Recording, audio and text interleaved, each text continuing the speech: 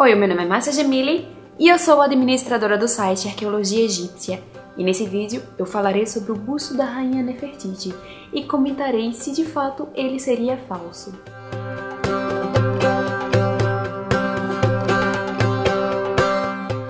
Nefertiti é uma famosa rainha que reinou durante o período amarniano, que está situado em meados do Novo Império, mais especificamente durante a 18ª dinastia, considerada pelos arqueólogos e egiptólogos como a Era de Ouro dos Faraós.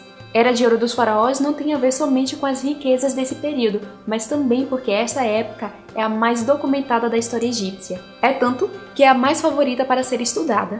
O período amarniano tem destaque na egiptologia por conta da elevação do deus Sol Aton como divindade principal, e a criação da cidade de Akhetaton, que era votiva a ele, e onde o casal Nefertiti e Akhenaton viveram durante parte do seu reinado. Não se sabe a origem de Nefertiti. Por conta do seu nome, a Bela que chegou, acredita-se que ela poderia ser uma princesa estrangeira que foi levada para o Egito para se casar com o faraó. Outra hipótese é que ela seria de fato egípcia, só que de uma outra cidade, um pouquinho mais distante de Tebas, e que ela seria filha de um alto funcionário chamado Ai, que anos mais tarde viria a ser faraó. Mas lembre-se que independente da teoria é pura especulação, porque de fato não se sabe a origem dela. Mas o que é fato mesmo na vida dela é que ela casou-se com Akhenaton na época que eles ainda eram jovens, quando ele ainda se chamava Amenófis IV. E só abrindo parênteses aqui, Akhenaton mudou de nome na época em que ele mudou-se para essa nova cidade, Akhetaton, que foi elevada à capital. Bom, Nefertiti teve com o rei 6 filhas, 3 delas nascidas em Tebas e as 3 últimas nascidas em Akhetaton.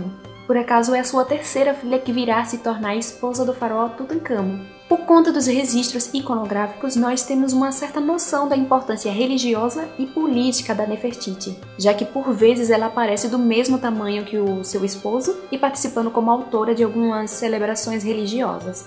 Vale lembrar que, de acordo com a tradição egípcia, o faraó sempre era representado maior que os outros seres, inclusive maior que sua esposa. E quando a rainha é representada no mesmo tamanho que um rei, isso é um sinal de que ela tinha muita importância para a política do país. E embora saibamos que o reinado do faraó Akhenaton durou 17 anos e que normalmente o reinado do faraó terminava com a sua morte, nós não sabemos o exato ano da morte da rainha Nefertiti.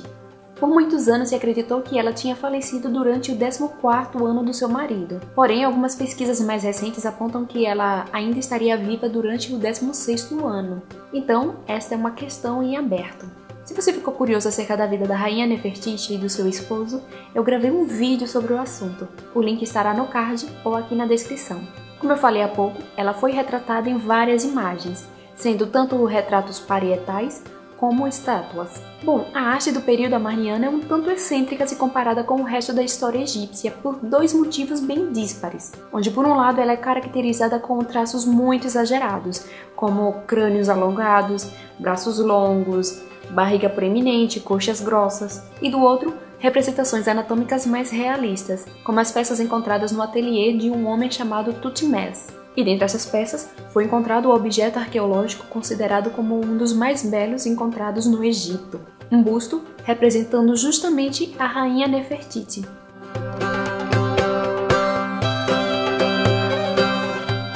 O busto da rainha Nefertiti foi encontrado em 1912 pelo arqueólogo alemão Ludwig Borchardt, em uma pequena casa que ele descobriu ser a residência de um artista chamado Thutmose. E como eu já reiterei, nesse local foram encontradas peças com faces realistas. Nada mais são que objetos feitos de gesso, que retratam as faces das pessoas da alta nobreza, pertencentes à corte de Akhenaton. Quando a arqueologia no Egito ainda estava engatinhando, os arqueólogos, que em suma eram europeus, poderiam levar todas as peças que quisessem para os seus países de origem. No entanto, na época dessa descoberta já existia uma lei que definia que tudo que fosse encontrado nos sítios arqueológicos do Egito deveriam ser divididos entre o serviço de antiguidades e a instituição que estaria pagando a expedição estrangeira.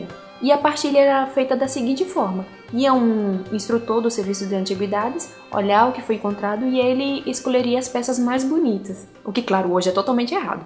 E a missão estrangeira ficaria com o resto. Porém, como o Ludwig viu que a peça era realmente muito linda, e ele queria levá-la para a Alemanha, aparentemente ele a camuflou entre os objetos que seriam avaliados pelo inspetor. Não se sabe bem como é essa história, mas por algum motivo ela acabou ficando com a expedição estrangeira. Hoje em dia a defesa egípcia fala que Ludwig disfarçou a peça e tentou deixar as outras mais bonitas, mais chamativas, colocando-as até em pequenas bases. Mas o fato é que ela não foi notada pelo inspetor e foi levada por Ludwig para a Alemanha, e assim começando uma das maiores batalhas de repatriamento de objetos arqueológicos. E só para contextualizar, alguns países ou grupos sociais podem requerir o repatriamento de peças retiradas dos seus sítios. Claro que deve ocorrer uma avaliação e tal, mas eles podem fazer isso, principalmente se houver provas de que esses objetos foram tirados dos sítios de forma ilegal. Porém, como nesse caso do busto da Nefertiti, um inspetor passou pelo local e fez a escolha das peças, os alemães alegam que não ocorreu crime.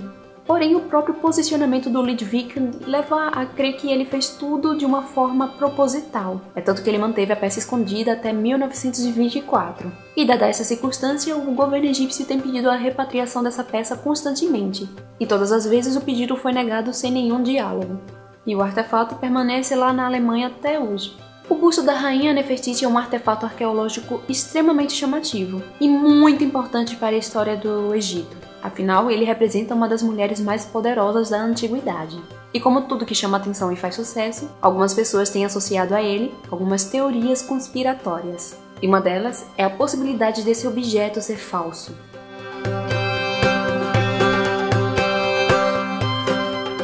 Essa história basicamente teve início em 2009, quando um historiador suíço chamado Henry Stierling lançou um livro, cuja tradução do título é O Busto de Nefertiti, uma fraude da egiptologia, onde ele questiona a autenticidade desse artefato. De acordo com ele, o afamado busto teria sido feito em 1912 e não há 3.000 anos atrás, e que foi elaborado por um artista chamado Gerard Marx, contratado pelo próprio Ludwig Borchardt.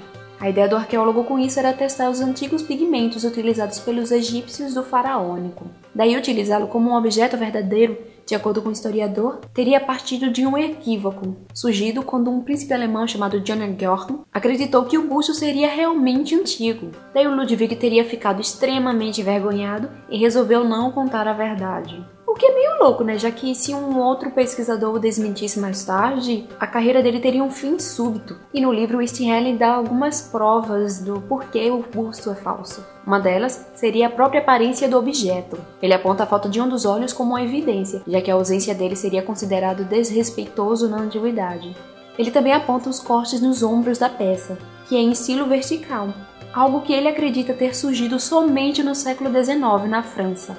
E ele também comenta a ausência da descrição desse artefato nos relatórios científicos durante a avaliação das peças pelo inspetor egípcio, o que para ele é uma prova de que o objeto nem sequer esteve no Egito um dia. Outro autor e historiador que apoiou essa afirmação foi o alemão Edroga Ercivan, em seu livro Mislinking in Archaeology, publicado também em 2009. Ele, além de afirmar que o busto é falso, ainda diz que a imagem foi baseada no rosto da própria esposa de Ludwig. Porém, essa não é uma ideia levada muito a sério pelos egiptólogos. A ausência do olho, por exemplo, pode ser explicada porque a peça não foi finalizada e o corte vertical nos ombros não necessariamente precisa ter surgido na França. Vale lembrar que a arte marniana foi feita de vários experimentos e este pode ter sido um deles. E a sua ausência na descrição do inspetor egípcio pode ser explicada justamente pela possibilidade de que o busto saiu de forma ilegal. Algo que inclusive foi dito de certa forma em uma das cartas pessoais do Ludwig. Mas essa possibilidade do busto ter sido uma falsificação não foi simplesmente ignorada pelos pesquisadores. É tanto que análises foram feitas na tinta que cobre um objeto e foi comprovado que de fato essa cobertura tem mais de 3.000 anos. E um exame de tomografia também foi realizado, isso em 2006, e ele mostrou uma face oculta, como se fosse um núcleo para apoiar a estrutura de gesso. E esse núcleo é justamente uma imagem da rainha, só que um pouquinho mais arcaica, feita no mesmo estilo que as faces encontradas na oficina de Tutmés. Daí, como os cientistas trabalham com resultados de pesquisas e não com achismos, a conclusão é de que o busto é verdadeiro. E é isso aí! Se você gostou desse vídeo, deixe seu curtir. E caso ainda não seja inscrito no canal, não deixe de se inscrever. E não deixe de nos seguir nas redes sociais. E obrigada por assistir esse vídeo e continue acessando o site.